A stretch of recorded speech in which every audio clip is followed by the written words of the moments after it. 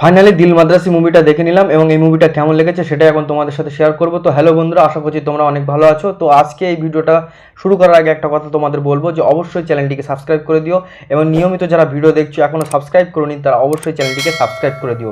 তো এই মুভিটা কেমন লাগলো দেখো। এই মুভির ডিরেক্টর কিন্তু এআর মুরগাদাস। তা মুরগাদাস কিন্তু মুরগা বানাচ্ছে সবাইকে, এটা হচ্ছে আসল বিষয়। এবং এই মুভিতে অভিনয় করছে শিবা কার্তিক, বিদুল জাম্বাল এবং রুক্মিণী বাসান। তো হিরোইনের অভিনয়টা ঠিকঠাক আছে, ঠিক আছে। বিদ্যুৎ জাম্বাল ভাই অ্যাকশন লেভেল তো পুরো লেভেলের, ঠিক আছে। আর শিবা কার্তিকও ঠিকঠাক করেছে। এবার সিনেমাটা কি, সিনেমাটা হচ্ছে শিবা কার্তিকের মাথায় একটু গড়বড় আছে। হ্যাঁ, মাথার একটা আলাদা রকমেরই একটা সমস্যা আছে এবং একটা প্রেমের অ্যাঙ্গেল অর্থাৎ প্রেমের গল্প আছে এই সিনেমাটার মধ্যে এবং আছে একটা মিশন। তো তিনটে পোর্শন আছে এই সিনেমায়। একটা প্রথমে বলেছি তোমাদের মাথার সমস্যা, দ্বিতীয় প্রেমের সমস্যা, তৃতীয়ত একটা মিশনের সমস্যা। তো তিনটে সমস্যা এবং অ্যাকচুয়ালি গল্পটা এগোয় দুটো সমস্যা নিয়ে, এক প্রেমের সমস্যাটা নিয়ে এবং দু নম্বর হচ্ছে মিশনটা।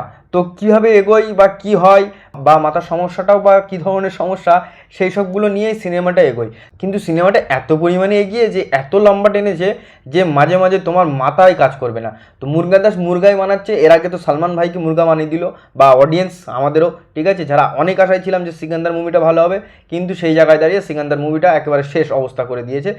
তো আমি ভেবেছিলাম এই মুভিটা অন্তত সিকান্দারের থেকে বেটার হবে। তো হ্যাঁ, সিকান্দারের থেকে বেটার হয়েছে মুভিটা।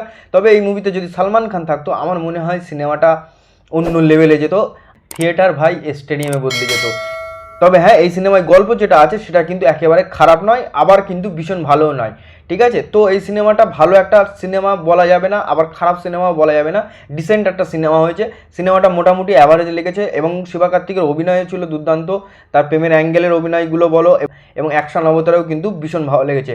আর বিদ্যুৎ জাম্বালের অ্যাকশন তো আমরা সবাই জানি ভাই অন্য লেভেলের একটা অ্যাক্টর, ঠিক আছে। তো তাকে সেই মতো ইউজ করা হচ্ছে না। তো বিদ্যুৎ জাম্বাল কিরম ধরনের অ্যাক্টর আমরা সেটা জানি এবং কী লেভেলের অ্যাকশন করতে পারে সেটাও আমরা জানি। তার শুধু সিনেমায় না অরিজিনালেও আমরা দেখি বিভিন্ন স্টান্ট তাকে করতে। তো এই সিনেমাটা একটা ডিসেন্ট সিনেমা হয়েছে, অ্যাভারেজ মোটামুটি ভালো লেগেছে। গল্পটা একটু টার্ন অ্যান্ড টুইস্ট আছে কিন্তু সেই সাথে সাথে কিন্তু একটু বোরিংও লাগবে, কারণ গল্পটা কিন্তু আরও ফাস্ট করা যেত। যদি মিনিট 15 কেটে দেওয়া যেত, সিনেমাটা শর্ট করা হতো, তাহলে কিন্তু সিনেমাটা বেটার হতো আরও, ঠিক আছে। তো এআর মুরগাদাস এরকমই সিনেমা বানাচ্ছে যেটা কিন্তু মানুষকে ডিসেন্ট লাগছে। বা ট্রেলার কিন্তু দুরন্ত কেটেছিল। ট্রেলারটা যখন আমি দেখেছিলাম ট্রেলারটা আমার ব্যাপক লেগেছিল, ব্যাপক। কিন্তু সিনেমাটা দেখার পরে একটু হতাশ হয়েছি। সিনেমাটা কিন্তু আমার ডিসেন্ট লেগেছে, খুব একটা ভালো লাগেনি। তো সিনেমা তোমরা যদি মনে করো দেখতে চাও অবশ্যই দেখতে পারো, আমি বারণ করার কি, তোমাদের ইচ্ছা, তোমাদের মন চাইলেই তোমরা সিনেমা দেখতে পারবে। এবং হ্যাঁ, আমি জানি যে সবসময় সম্ভব হয় না, ঠিক আছে।